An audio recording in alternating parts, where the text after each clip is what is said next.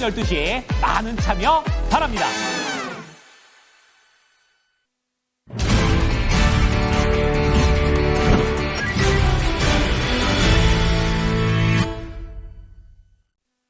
마감의 정석 시간입니다.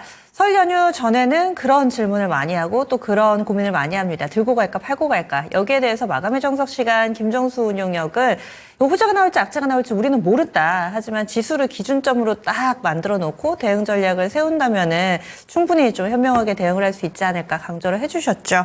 오늘 딱 이렇게 조정이 나왔습니다. 2,500선 근처, 2,550선 근처에서 좀 미끄러져 내려왔는데 그러면 오늘 장 앞으로의 전략까지 알아보겠습니다. 토마토 투자 자문의 김정수 운용역입니다. 안녕하세요. 예, 안녕하세요. 네, 그 사이에 딥시크 악재라고 해야 될까 시장이 좀 밀렸으니까 물론 호재로 보는 종목군들도 있지만 큰 폭풍이 하나 생겼고 여러 가지 이슈들이 있었습니다. 오늘 우리 증시가 어떻게 반응했다고 평가하시나요? 악재에 반응한 거라고 봅니다.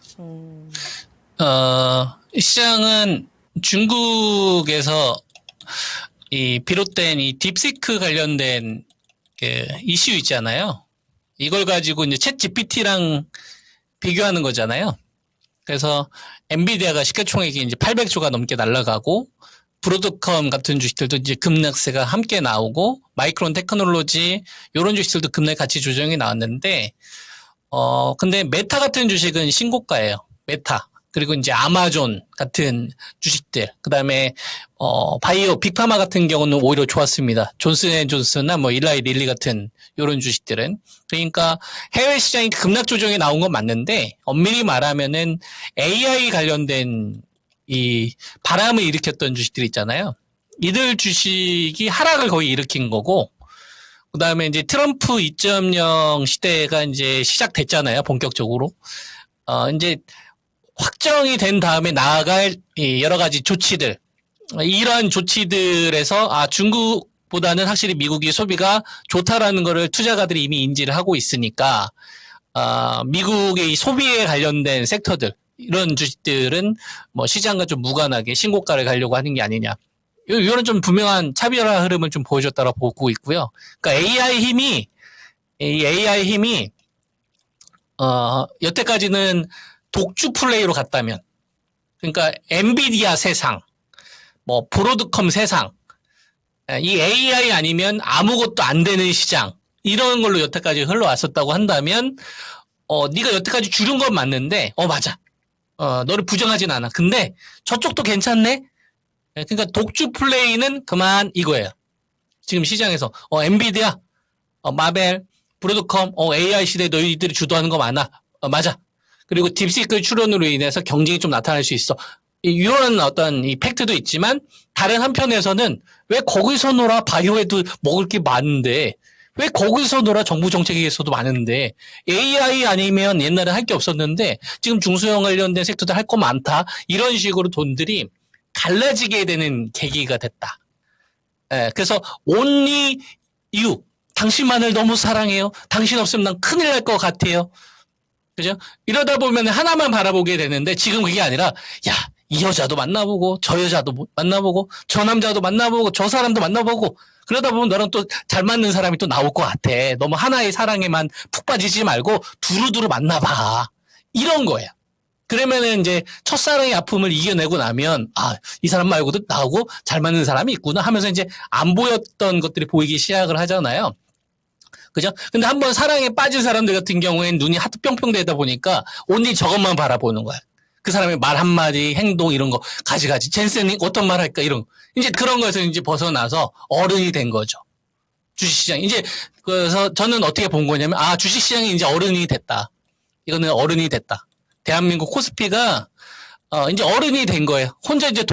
혼자서 독립서기도 할 수 있고 각자의 어떤 이 밥그릇도 챙겨갈 수 있는 해외 시장에 비해서 항상 우리나라가 열의에 있었는데 이제 좀 어른이 된 거죠. 성숙하게. 해외 시장이 조정이 나와도 이제 우리나라 시장은 그래도 먹을 게 있는 주식들이 있을 텐데 옛날엔 온리 젠스왕이었는데 그게 아니라 이제는 좀 여기저기서 할 수 있을 만한 분위기가 만들어지고 있는 게 아니냐. 그렇게 이제 보고 있고 여기에 이제 그 기름을 부으려고 하는 게 누가 되는 거냐면은 이제 트럼프 대통령의 금리 인하 압박인 거죠.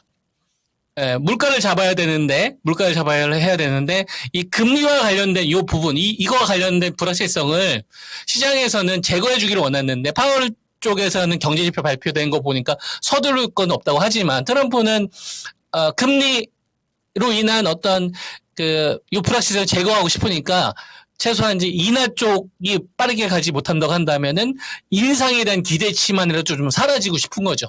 그럼 채권 시장으로 가는 이 자금 쏠림이 사라질 거 아니에요.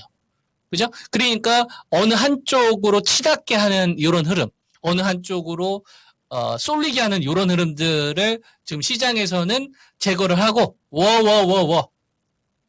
이제 쏠린 그다음 그만하고 잘 골라봐. 그러면 괜찮은 것들 많아 이제. 너무 쏠리면서 주식 안 해도 된다. 이런 신호를 지금 시장이 준 게 아니냐. 이렇게 이제 저는 오늘 시장을 해석을 했습니다.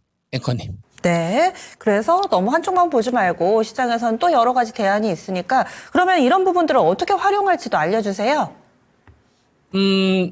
지난주에 제시해드렸던 지수 전략은 동일해요. 제가 거의 한 2주 이상, 3주 이상 끌고 오는 전략인데 코스피 지수 2550 에서는 욕심을 내지 말고 수익을 병행하셔라. 라는 말씀을 꾸준히 드리면서 왔죠. 2550. 그래서 지난주에, 이 트럼프 2.0에 해당하는 주식들, 대표적으로 이런 주식들 좀 챙기자고 했잖아요. BHI. 그죠? 23,950원에서 급락 나왔죠. 그 다음에 두산 에너빌리티. 그죠? 지난주에 제가 여러분들한테 이시연 시켰던 주식도 한번 잘 봐봐요. 그 다음에 현대건설기계. 먹고 토하는 것보다는 챙기는 게 낫잖아요. 자, 그 다음에 반도체, 하이닉스.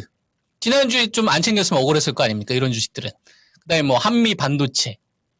그죠? 반면에 오늘 같은 경우에는, LG 에너지 솔루션이라든가, 현대차나 기아라든가, 이런 주식들은 오늘 시장에서 별 움직임이 없었어요. 그럼 엄밀히 말하면은, 이번 구간에 돈이 쏠렸던 주식들 중에서 차익실현 욕구가 발생이 되면서 빠진 정상적인 시장인 거죠. 오늘 같은 경우를 보게 되면.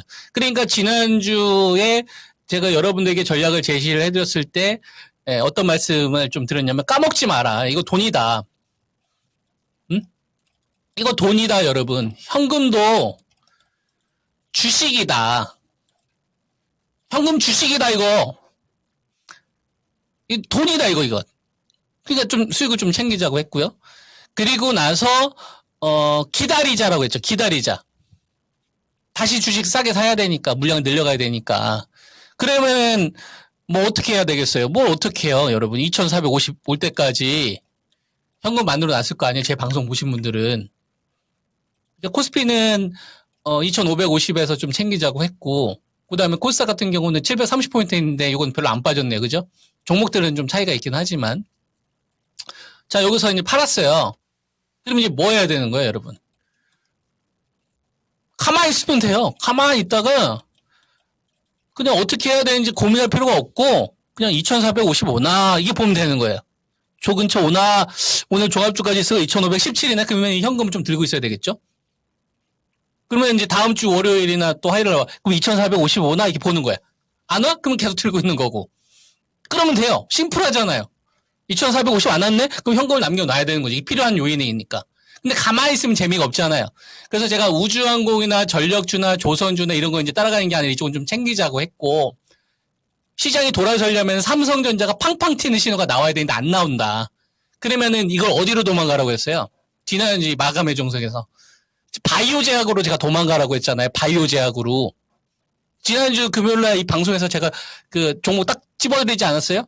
얘네들만 올라가네? 리가캠바이오나 ABL바이오나 바이넥스나 이런 애들 다 튀잖아요. 에스팜은 좀 안 움직이긴 했지만 이것도 이제 조만간 틀 겁니다. 알테우젠이 움직이면서. 예. 그 다음에 셀티르나가 삼바가 이제 버텨주고 있는 거지.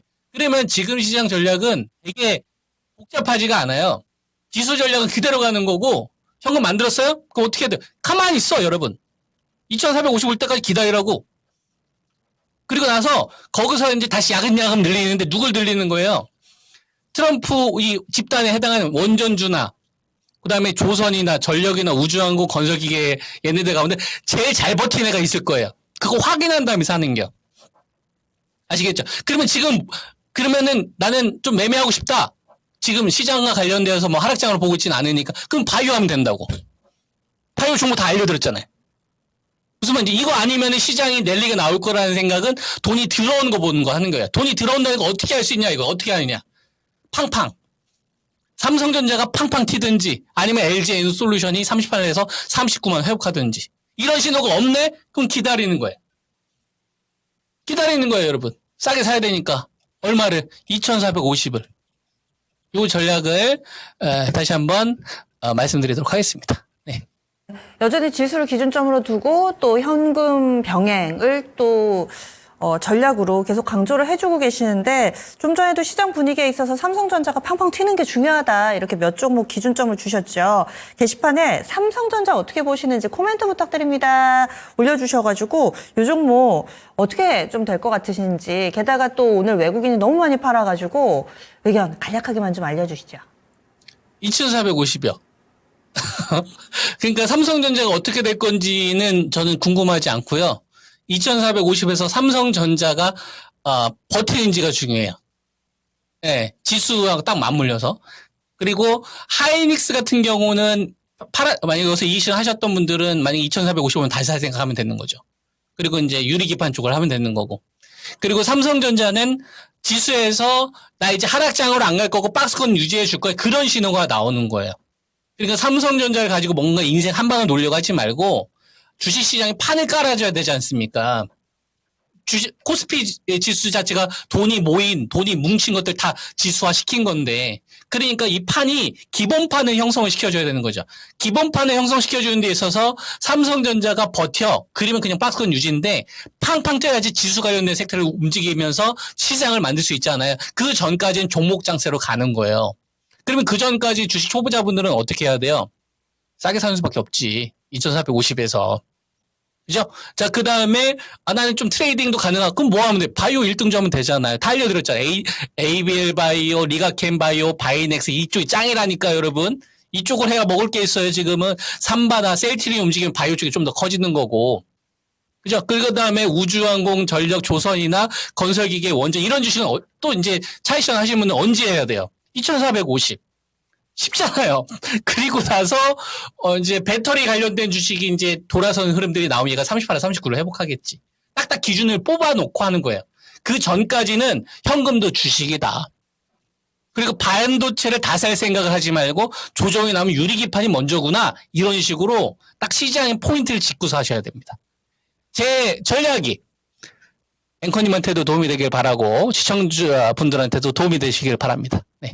아마 시청자분들은 삼성전자 여기서 반등할 거예요. 아니면 조금 더 열어놓으세요. 이런 뭔가의 좀 대답을 기대를 하셨던 것 같은데 이런 예측보다는 지수를 일단 기준점으로 그때 2,450선이 지지되는지 여부 그때 삼성전자의 움직임을 좀 보자. 이렇게 해서 힌트 주시네요. 알겠습니다. 다음 주에 뵙겠습니다. 네, 감사합니다.